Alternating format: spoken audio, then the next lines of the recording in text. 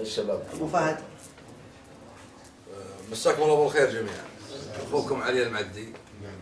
انا حقيقه ما عندي مداخله ابو نايف، لكن انا اعتذر على التاخير اللي صار.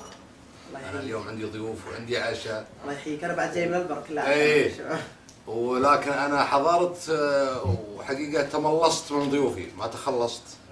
واعتقد ان في فرق بين تملص وتخلص. تملصت من ضيوفي وحضرت لكم اليوم. تخلص مشروع التملص. لا التملص يعني اني طلعت بطريقه يعني شويه دبلوماسيه. انا حقيقه سعيد بالجمع هذا، سعيد باي مبادره في حفر الباطن، وانا مثل ما قلت لكم سابقا انا ادعم كل تجمع في خير الحفر الباطن واهلها. الحقيقه انا غير التجمع انه حماد بعد اليوم موجود، وحماد له قيمه خاصه عندي. ابو نايف قامه اعلاميه في حفر الباطن نحتاجها في حفر الباطن. احنا نحتاج كل مبدع في حفر الباطن. الحقيقه حفر الباطن يبدو لي انه تشكل عندنا مجتمع مدني، نفرح بالحفراوي بدون انتماء القبلي الان، حقيقه والله. اي نبوغ وبروز اللي نجم في حفر الباطن نفرح له ونحبه، لانه بس من حفر الباطن. ابن حفر الباطن.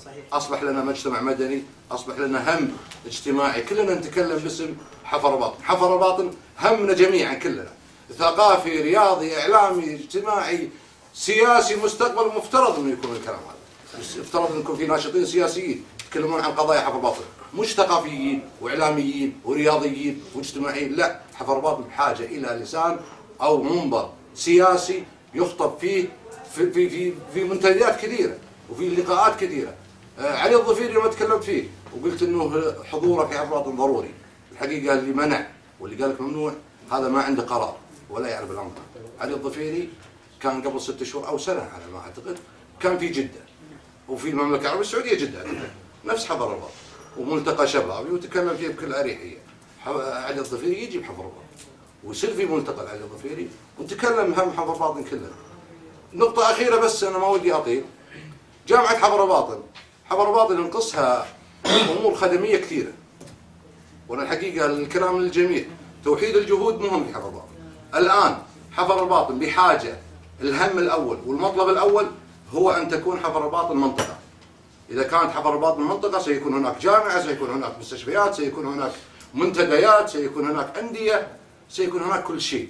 الراس توحيد الجهود واللي تكلمت فيها اساس الهاشتاجات والتوحيد، توحيد الهم ايضا، توحيد المطلب. المطلب الاساس هو ان يكون حفر الباطن منطقه، بعدها حيكون كل شيء موجود ان شاء الله. لان المنطقه معلش، المنطقه في العمل احنا نتكلم عن دوله حديثه، فاداريا المنطقه احتياجاتها لابد ان يكون لها جامعه، لابد ان يكون هذه اساسيات موجوده في كل منطقه، مش محافظه. احنا مشكلتنا ان كنا محافظه فلسطين، فالمحافظه تابعه المنطقه والمنطقه فيها جامعات، فحفر الباطن مش اولويه عند المنطقه الشرقيه. لكن اذا اصبحت حفر الباطن منطقه يعني حل لجميع مشاكلنا، حل لمطالباتنا اللي نتعب وحنا نتكلم فيها، هو الاساس. يا اخي اثلت صدورنا، انت المفروض كلك يوم خاص يطول لي عمرك. انا ابن حفر الباطن موجود دائما يعني ما راح يطول لي عمرك.